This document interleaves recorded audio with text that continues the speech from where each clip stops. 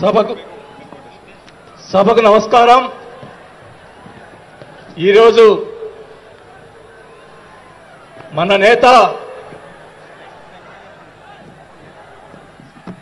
జనసేన రాష్ట్ర అధ్యక్షులు మరియు డిప్యూటీ సీఎం గారైన పవన్ కళ్యాణ్ గారి పిలుపు మేరకు ఈరోజు 12వ ఆవిర్భావ దినోత్సవానికి వచ్చేసినటువంటి జనసేన నాయకులకు, కార్యకర్తలకు, మహిళలకు, వీర మహిళలకు, ఇక్కడికి వచ్చినటువంటి వేదిక అలంకరించినటువంటి పెద్దలు,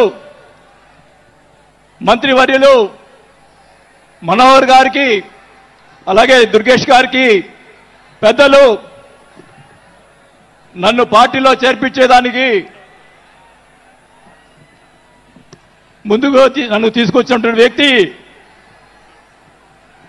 నాగబాబు గారికి, అలాగే వేదిక అలంకరించినటువంటి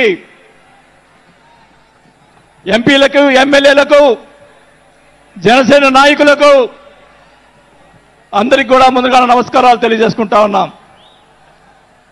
మీరందరూ కూడా 12 ఆవిర్భావ దినోత్సవాలు జనసేనకు సంబంధించి అటెండ్ అయి ఉంటారు.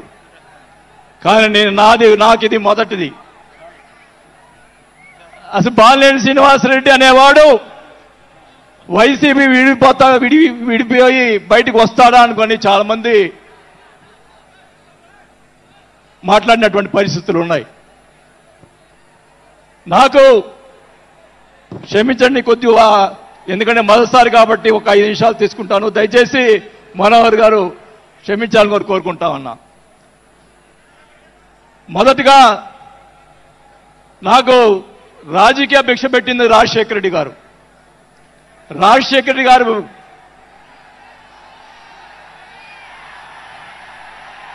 చెప్తాను, వినండి. నాకు రాజశేఖర రెడ్డి గారైనా ఎన్టీ రామారావు అయినా నాకు ఇష్టం.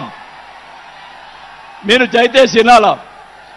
నేను నిజాలు చెప్తాను, పిఠాపురం సాక్షిగా అన్ని నిజాలే చెప్తాను. వినాలా, నాకు జరిగిన విషయాలు కూడా చెప్తాను.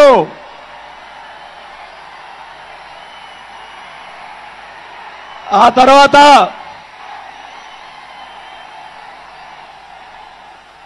ఆయన జగన్మోహన్ రెడ్డి గారు పార్టీ పెడితే రాజకీయ భిక్ష పెట్టాడు కాబట్టి నేను మంత్రి పదవి వదులుకొని ఆయన వెంట నడిచాను. నేను 4 సంవత్సరాలు, మనోహర్ గారికి తెలుసు, 4 సంవత్సరాలు మంత్రి ఉంది నాకు.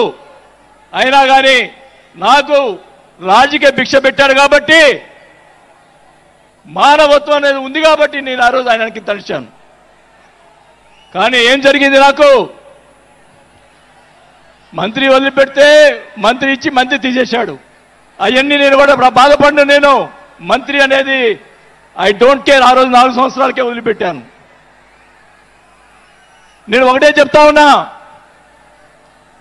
మన వంశీ గారిని ఆయన చెప్పాడు కదా, మన ఈయన సినిమా యాక్టర్, ఆయన పేరేంటి, పోసాని మురళి గారు, వాళ్ళని అరెస్ట్ చేస్తే ఈయన పోయి జగన్మోహన్ రెడ్డి గారు పోయి వాళ్ళని పరామర్శిస్తాడు. నేను ఒకటే చెప్తా ఉన్నా, రఘురామకృష్ణరాజు గారిని నిన్ను ఏదో మాట్లాడితే ఆయన లోపల పెట్టించి, కుదగొట్టించి, కాలు చేతులు ఎర్రగొట్టించి లోపల పెట్టించావే. 17 సంవత్సరాలు ముఖ్యమంత్రిగా చేసినటువంటి చంద్రబాబు నాయుడు గారి కుటుంబాన్ని, భార్య గురించి మాట్లాడితే వాళ్ళకి బాధ కలగదా అని అడుగుతా ఉన్నా. ఆ రోజే నేను ఖండించాను, నేను అసెంబ్లీలో ఆ రోజే. అలాగే మన నాయకుడు పవన్ కళ్యాణ్ గారు, ఆయన గురించి మాట్లాడావు. పోసాని మురళీకృష్ణ గారు ఆయన కళ్ళైన చేస్తుంటే లక్షలాది మంది జనసైనికులు నీకు తుప్పుగా రాలగొట్టేవాళ్ళు. ఆయన మౌనం వహించారు. నేనైతే చెప్తా ఉన్నా, కుటుంబాన్ని అలా మాట్లాడారు కాబట్టి వాళ్ళని 9 నెలలు, ఇంకా 9 నెలల తర్వాత అరెస్ట్ చేశారు. నేనైతే గవర్నమెంట్ ఇచ్చిన మరుసటి రోజే లాఠీతో రాలగొట్టించి లోపల వేయించేవాడని కూడా ఈ సభకు అర్థం చేసుకుంటా ఉన్నా. చేసినటువంటి దుర్మార్గాలు ఎక్కడ పోవు, దుర్మార్గాలు ఎక్కడ పోవు. ఒకటే చెప్తా ఉన్నా, నేను 5 సార్లు ఎమ్మెల్యే 2 సార్లు మంత్రి అయినా కూడా నేను ప్రతిపక్షంలో ఉన్నప్పుడు కూడా మన నాయకుడు పవన్ కళ్యాణ్ గారు వైసీపీని ఒకరోజు అందరినీ తిడుతూ ఒక బాలినేని శ్రీనివాసరెడ్డి గారు లాంటి మంచి వాళ్ళు ఉన్నారని చెప్పి ఆ రోజు చెప్పిన రోజే నేను జనసేనలో చేరి ఉండాలి అని కూడా తెలియజేసుకుంటా ఉన్నా. ఆ రోజు చేరకపోవటం నా దౌర్భాగ్యం. నేను ఈరోజు చెప్తా ఉన్నా, స్పీచ్ 9 నెలలు అయిపోయిందమ్మా ఇవ్వటం, అందువల్ల గొంతు ఇది అయిపోయింది. దయచేసి నేను మీ పిఠాపురం సాక్షిగా నిజాలే చెప్తా ఉన్నా. గవర్నమెంట్ వచ్చిన తర్వాత చిన్న చిన్న కార్యకర్తల మీద కేసులు పెట్టి లోపలేశారు. వాళ్ళని కాదండి లోపలేయాల్సింది, కోట్లు సంపాదించున్నారు, వాళ్ళని ఇంకా లోపలేలా. అదే నా బాధ. స్కాములు చేస్తున్నారు, కార్యకర్తలు పట్టించుకోలేదు, కోట్లు సంపాదించి ఈరోజు రకరకాలుగా మాట్లాడుతూ ఉన్నారు. పవన్ కళ్యాణ్ గారి గురించి నిన్న మొన్న మాట్లాడాడు జగన్మోహన్ రెడ్డి గారు, ఏదో కౌన్సిలర్ అన్నాడు ఇది అన్నాడు. అయ్యా జగన్మోహన్ రెడ్డి గారు, మీ నాన్న దయతోటి నువ్వు ముఖ్యమంత్రి అయ్యావు, మీ నాన్న అంత అడ్డు పెట్టుకొని. మా నాయకుడు ఇప్పుడు జనసేన నాయకుడు పవన్ కళ్యాణ్ గారు స్వశక్తితోటి ఈరోజు లక్షలాది మంది అభిమాన పాత్రులు అయ్యాడని గుర్తుపెట్టుకోవాలని కూడా తెలియజేసుకుంటా ఉన్నాం. మీ నాయనతోటి వెనక ఒకసారి ముఖ్యమంత్రి అయ్యావు, ఇంకా చూద్దాం. నేను ఒకటి కూడా చెప్తా ఉన్నా, నేను పవన్ కళ్యాణ్ గారిని కలిసినప్పుడు రాశారు చాలా మంది, కొన్ని పత్రికల్లో మీడియాలో రాశారు. ఏం రాశారు? బాలినేని గారు చాణక్యుడు కూటమిని విడగొడతాడని చెప్పి కొన్ని పత్రికలు రాసినాయి. నేను అనుకున్నాను, నా వల్ల పవన్ కళ్యాణ్ గారికి ఏ ఇది రాకూడదు. నా ధ్యేయం, నా కోరికల్లా ఆయన పైకి ఎదగాలని తప్ప వేరే ఉద్దేశం లేదు. నేను ఆయన కలిసినప్పుడు ఒకటే అడిగా, అందరూ అనుకున్నారు ఎమ్మెల్సీ ఇచ్చి మినిస్టర్ ఇస్తారని చెప్పి కొన్ని ఇతర పత్రికలు రాశారు. నేను ఆయన ఏమీ అడగలేదు, ఒకటే అడిగా, సార్ మీతో నాకు సినిమాలు తీయాలని సార్ అని అన్నా. నా కోరిక అదే సార్. నేను 5 సార్లు ఎమ్మెల్యే 2 సార్లు మంత్రి అయ్యా చాలు, నాకు ఇట్లాంటి బూతులు తిట్టే రాజకీయాలు మాకు వద్దు సార్, మీతోటి ప్రయాణం చేస్తా. జనసేనని నా సాయశక్తులా నేను చేయగలని. మా జిల్లాలో 6 నెలల తర్వాత కార్పొరేట్లను చేర్పించాం. మీరు ఛాన్స్ ఇవ్వండి, మా జిల్లాలో జిల్లా పరిషత్తు అన్నీ కూడా జనసేన చేస్తానని కూడా మాకు తెలియజేసుకుంటా ఉన్నా. మాకు ఇవ్వండి ఛాన్స్. నన్ను ఆపద్దు.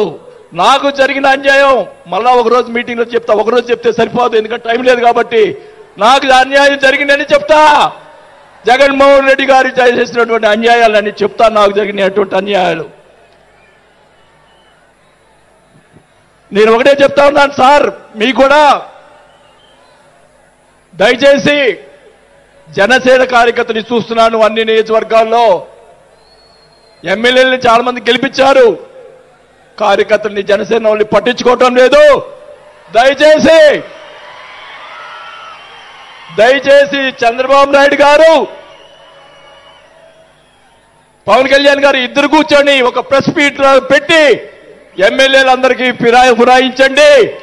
జనసేన కార్యకర్తలు కూడా మీరు వాళ్ళకి రావాల్సినటువంటి రేషియో ప్రకారంగా వాళ్ళు కష్టపడి పనిచేశారు. ఇప్పుడు తెలియదు ఆ బాధ, రేపు ఎలక్షన్ తెలుస్తుంది. వాళ్ళు ఖర్చును వాళ్ళు అడుగుతారు, రేపు దానికి సమాధానం చెప్పాల్సిన బాధ్యత ఆ ఎమ్మెల్యేలకు ఉంటుంది. కాబట్టి ఇద్దరు కూడా ఇప్పుడే వెంటనే అది చేస్తే మీకోసం ప్రాణాలు ఇచ్చేవాళ్ళు ఉన్నారు ఇక్కడ. అలాంటి వాళ్ళని మనం కాపాడుకోవాలి. కాబట్టి మీరు అంటే నేను ఇలా మాట్లాడుతున్నానని అనుకోకుండా మన నాయకుడు బాగుండాలని కోరుకోవాలి. అలాగే అలాగే మీరు కూడా జన సైనికులు కూడా మీరు కూడా మీ పక్కన వాళ్ళని మంచిగా చూడండి.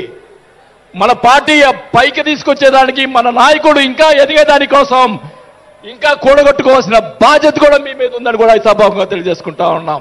మన నాయకుడు మనల్ని కాపాడుతాడు. మన నాయకుడిని ఎదిగించేదాని కోసం మీరందరూ కూడా కష్టపడాలని చెప్పి కూడా కోరుకుంటూ నా ప్రాణం ఉన్నంత వరకు నేను పవన్ కళ్యాణ్ తోటి గారితో ఉంటాను. నాకు పదవి వచ్చినా రాకపోయినా పర్వాలేదు, నేను పవన్ కళ్యాణ్ తోటే ఉంటాను.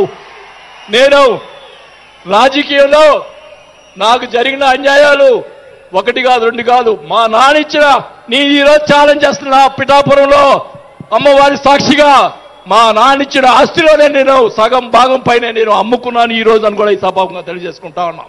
అయినా కానీ నేను లెక్క చేయను. నాకున్నటువంటి ఇది కూడా నాకున్నటువంటి మా వియ్యంకుడికి నాకున్నటువంటి ఆస్తులు కూడా జగన్మోహన్ రెడ్డి గారు కాజేశాడని కూడా ఈ సభాముఖంగా తెలియజేసుకుంటా ఉన్నా. కాబట్టి అది త్వరగా మీరు చెప్తాను. అవన్నీ కూడా తెలియజేసుకుంటూ ఈరోజు మీరు నన్ను దయచేసి ఇప్పుడు ఈ మాట్లాడిన దానికి ఇంకా రేపు ఒకటే కౌంటర్లు వస్తాయి నాకు తెలుసు. ఛాలెంజ్ చేస్తున్నా, నేను ఇది కూడా ఛాలెంజ్ చేస్తున్నా. చంద్రబాబు నాయుడు గారు కూడా అడుగుతా ఉన్నా, మొత్తం మొన్న జరిగినట్టు ఉన్నటువంటి ఎమ్మెల్యేలు అందరి మీద ఎంక్వైరీ, నా మీద కూడా సహా ఎంక్వైరీ చేయండి. ఎవరు అన్యాయం చేశారో, ఎవరు తప్పులు చేశారో, ఎవరు కోట్లు సంపాదించారో మొత్తం బయట పెట్టాలని కూడా ఈ సభాముఖంగా తెలియజేసుకుంటా ఉన్నా. ఈ ఉక్రోషం, ఈ బాధ నాకు తెలుసు, మా కుటుంబానికి తెలుసు. మా కుటుంబం ఎంత ఇబ్బంది పడిందో నాకు తెలుసు. కాబట్టి పవన్ కళ్యాణ్ గారు ఆయన ప్రతిపక్షంలో ఉన్నప్పుడు కూడా బాల్యం లాంటి మంచి వాళ్ళు అని అన్నప్పుడే నాకు ఆ రోజు నేను చేరుండాల్సింది పవన్ కళ్యాణ్ గారిని. కానీ ఈరోజు అది నాకు ఆ రోజు రాత బాగాలేదు కాబట్టి ఈరోజు ఇలా ఉన్నాను. నాకు పోయినా పర్వాలేదు, కానీ నేను ఆయన సేవ చేసుకున్నాను. కానీ నా కోరిక, నాకు రాజకీయ పదవి వచ్చినా కాబట్టి నాకు ఒక కోరిక ఏంటంటే పవన్ కళ్యాణ్ గారు నాకు మాట ఇచ్చాడు సినిమా తీస్తానని. ఆ సినిమా తీస్తే చాలని చెప్పి కూడా శ్రీబాబు గారు తెలియజేసుకుంటూ సెలవు తీసుకుంటున్నా. జై జనసేన. గౌరవనీయులు తెలంగాణ రాష్ట్ర ఇన్ఛార్జ్ శ్రీ వేమూరి శంకర్ గౌడ్ గారిని మాట్లాడుతుంది. దయచేసి తక్కువగా 1.5-2 నిమిషాలు అందరూ కూడా టైం దయచేసి. జనసేన ఆవిర్భావ సభ శుభాకాంక్షలు అందరికీ. అదేవిధంగా ప్రత్యేకంగా పిఠాపురం వాసులందరికీ పేరు పేరున ధన్యవాదాలు. మీ యొక్క ప్రేమ ఆదరణ ఈరోజు భారతదేశంలో ఎక్కడున్నా పిఠాపురం వాసులుగా మారిపోయాడు మన జనసేన అధినేత శ్రీ పవన్ కళ్యాణ్ గారు. మీరందరి కష్టం ఈరోజు శాసిస్తుంది. ఈ రాష్ట్రంలో కాదు, ఈ రాష్ట్రంలో మార్పు దశలో జనసేన పార్టీ నాయకులు కానీ కార్యకర్తలు కానీ ఈ వేదిక మీద ఉన్న ప్రతి ఒక్క కార్యకర్తలు నాయకులు ఏ రకంగా అయితే మీ కష్టం మేము మర్చిపోలేము. ఎందుకంటే 10 ఏళ్ళు మనం పార్టీ పెట్టినాక 10 ఏళ్ళు కష్టపడడం జరిగింది. తెలంగాణలో పార్టీ పుట్టినా ఆంధ్రప్రదేశ్లో అభివృద్ధి పథకంలో ముందుకెళ్తుంది మన జనసేన పార్టీ. అది మనం గమనించాలి. మన అధినేత శ్రీ పవన్ కళ్యాణ్ గారు నాలాంటి వారిని ఎంతో మందిని తయారు చేసి ఈ వేదిక మీద